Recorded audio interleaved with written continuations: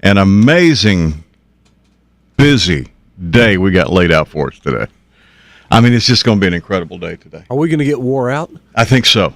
I think so. I think by tomorrow, there will be nothing left. I mean, it's just... What do we got to do today? My schedule was pretty clear. Oh, is it? Like, even on my phone this morning, it said, Rick Rush, you have no appointments today. Is that right? No, I'm just in general here. Oh, okay. I mean, we got a busy show this morning. Really? We have an iPad 2 to give away. That's right. This morning with a Yes. 103-minute music marathon. We got $1,000 to give away between 9 and 10 and qualify you for a trip to Vegas, a flyaway for the ACM Awards to give away. We got another certificate from our Restaurant Week celebration to give away today. We've got more passes for the boat show to give away today. All that happening. And you are right. We are going to be busy today. And we've got the red team for the from the Crooks and Liars League in town tonight for the big presidential debate on CNN.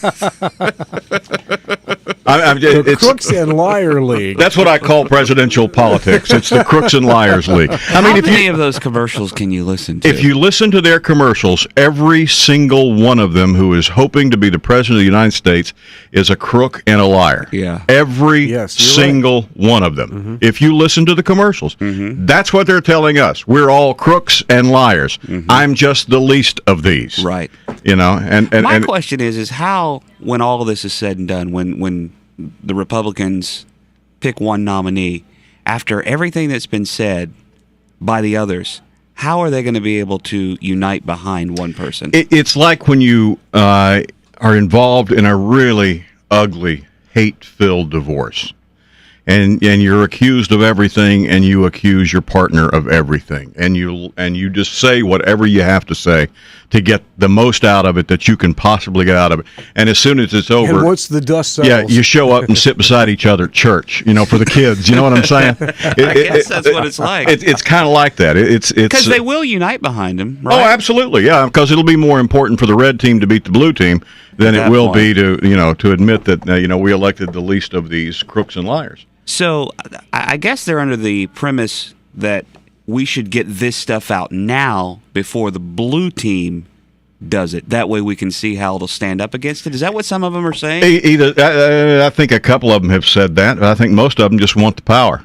Yeah. They just want. I mean, it's just I gotta have it. So I'll say and do whatever I have to do to get it. Because it's just getting to the. I don't think I've ever seen it this brutal before. I watched. We always TiVo the news, so we don't have to watch the commercials.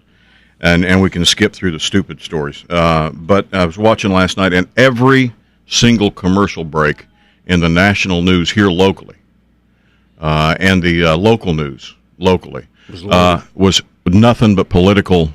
He's a liar.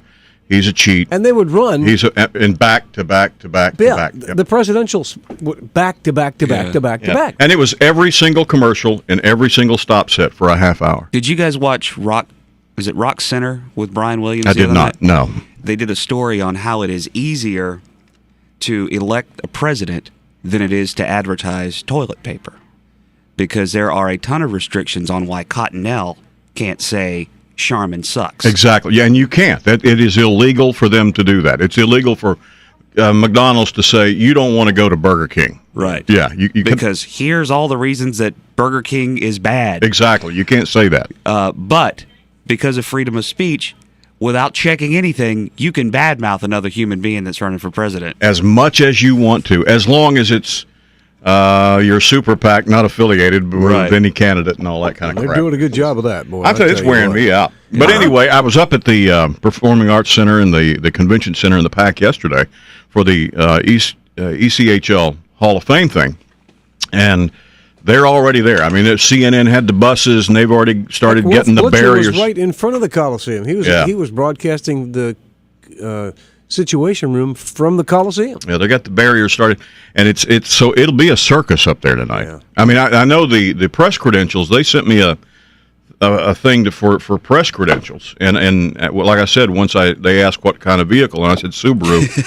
it thanked me for my assistance and closed the survey. But you couldn't even log back on. I couldn't even log back in. No, but I after I sent that back, the main problem with my thought with that was that all the press will be in the new Montague Terrace, right? and you can have no recording device, no microphones, no cameras, no nothing. So you're just going to stand there and watch the CNN feed, Yeah. and make notes. Well, even on that And then thing, you can email them out if you have your limited Wi-Fi availability.